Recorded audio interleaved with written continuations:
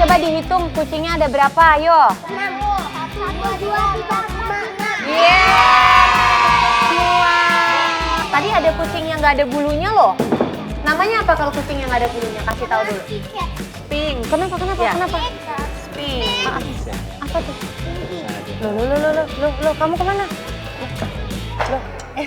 Oh, dia mencari kucing yang lain. Tapi ini ngomong-ngomong, kita belum kenalin.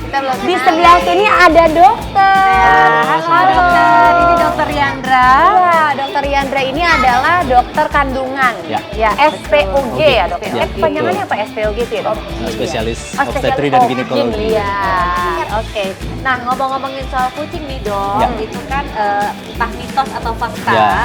bahwa kucing itu bisa mempengaruhi seorang ibu atau calon ibu untuk hamil Kesuburan. atau hamil lah gitu Ya. ya. Nah, itu benar apa enggak sih dok? Boleh nggak ceritain? Ya, memang sebenarnya kalau kucing tuh memang dihubungkan dengan toksoplasma ya. Mungkin pada udah sering dengar di sini toksoplasma itu apa gitu.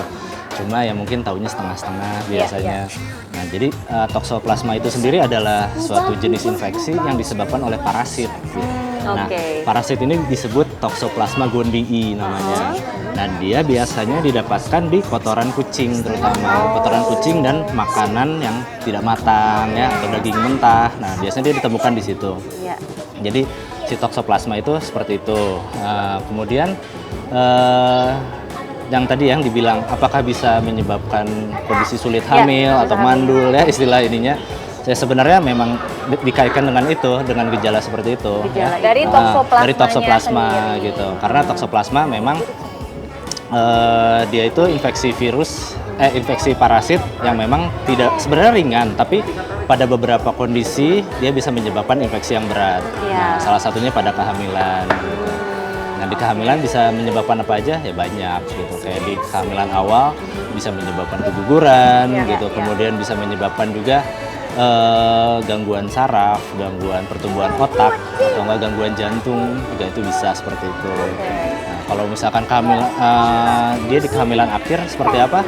Dia bisa menyebabkan lahir prematur ya, atau lahirnya kurang dari 37 minggu, atau enggak juga berat badan bayi lahir rendah, dan juga bisa menyebabkan kematian janin di dalam kandungan. Seperti itu. Tapi ini pengalaman pribadi aku ya dok, aku tuh kan dari kecil memang pelihara kucing kan. Jadi memang kita tuh sangat concern dengan yang namanya toksoplasma. Nah karena kan tidak semata-mata toksoplasma itu tertular dari kucing.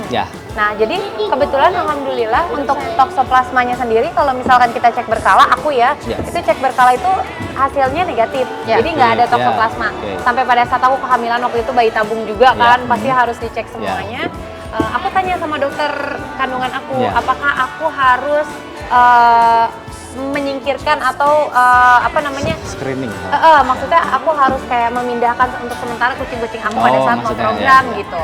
Akhirnya setelah itu dokter aku cek dulu screening. Setelah dia toksoplasmanya aku negatif, akhirnya nggak apa-apa Bu, kita pelihara seperti biasa aja karena sepertinya kucing yang ibu pelihara ini semuanya bersih. Jadi itu nggak apa-apa ya dok ya kalau selama kehamilan kita pelihara di rumah cari. Jadi sebenarnya masih banyak mitos atau pemahaman yang salah di masyarakat mengenai si toksoplasmosis ini. Jadi banyak yang mengira kalau misalkan toksoplasma itu menularkan lewat misalkan kita pegang kucingnya, bulu kucingnya gitu. Itu menularkan, sebenarnya enggak ya. Terus kemudian mitos yang selanjutnya kayak misalkan dari orang ke orang, misalkan orang yang terinfeksi terus ke orang yang tidak terinfeksi itu tidak bisa menular langsung. Terus kemudian ada juga yang katanya kalau toksoplasma itu hanya menularkan kaum wanita. Kalau cowok juga bisa? Bisa, semuanya bisa tercemar, bisa terkontaminasi ya sama tokso itu. Jadi itu mitos-mitos yang beredar di masyarakat gitu. Jadi benar-benar toksoplasma itu bagaimana cara infeksinya? Ya apabila orang itu langsung terinfeksi dengan si parasitnya langsung gitu. Ada tips nggak untuk teman-teman mungkin nih pejuang garis 2 yang ingin hamil tapi memelihara hewan peliharaan juga? Sebenarnya sih bagi wanita yang atau ibu hamil yang sudah memelihara hewan peliharaan ya, jangan terlalu kontak dengan kotoran hewan. Itu yang pertama. Yang kedua, jangan lupa vaksin pada hewan peliharaannya.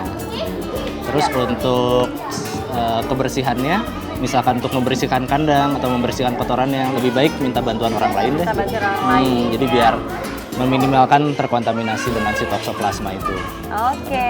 Thank you. Thank you so much, Dok. Sama-sama. Semoga informasinya bermanfaat buat ibu-ibu pejuang garis 2 dan calon ibu hamil ya. Betul. Dan ibu hamil juga mudah-mudahan aman sentosa sampai saatnya melahirkan. Ya. Another lazy Sunday. Ibu pintar, nambah lagi deh pengetahuan soal parasit toksoplasma pada kucing. Semoga jawaban dari Dr. Riandra bisa menambah pengetahuan kita semua soal toksoplasma ya. Oke deh, selanjutnya masih ada yang seru lainnya. Jadi tetap di Ibu Pintar. Oke. Awas ya guys.